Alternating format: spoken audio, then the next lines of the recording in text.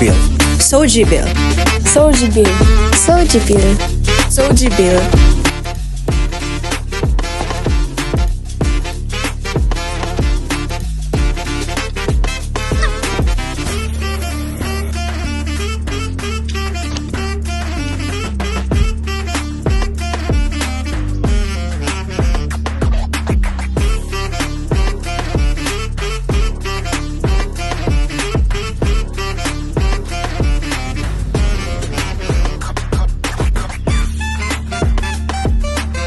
Sa ating lipunan, bawat isa ay may karapatang mabuhay ng may dignidad at walang takot sa diskriminasyon.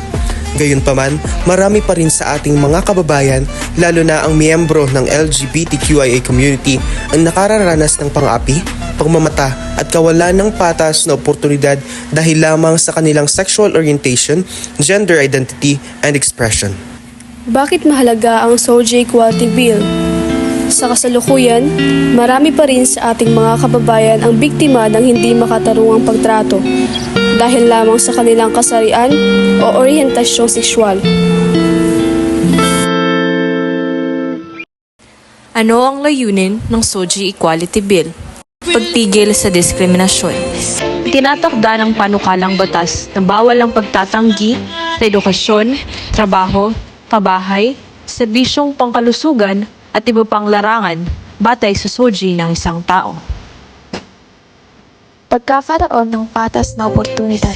Isinusulong nito ang pantay na pagtrato sa lahat anuman ang kanilang kasarian o sexualidad upang makuha ang parehong oportunidad sa trabaho, paaralan at iba pang institusyon.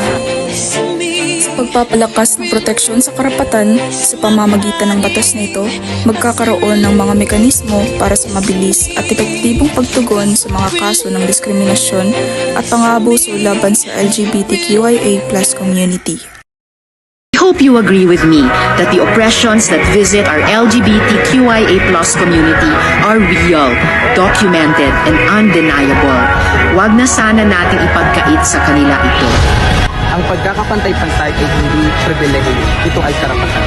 Suportahan natin ang Soji Bill para sa isang mas makatarungan at pagtalayang lipunan. Ang respeto at pagmamahal sa isa't isa ang tunay na mahalaga. Sama-sama nating ipagulog ang pantay na karapatan para sa lahat. Pagmamahal, respeto at pagkapantay-pantay, yan ang tunay na gawa ng Soji Bill.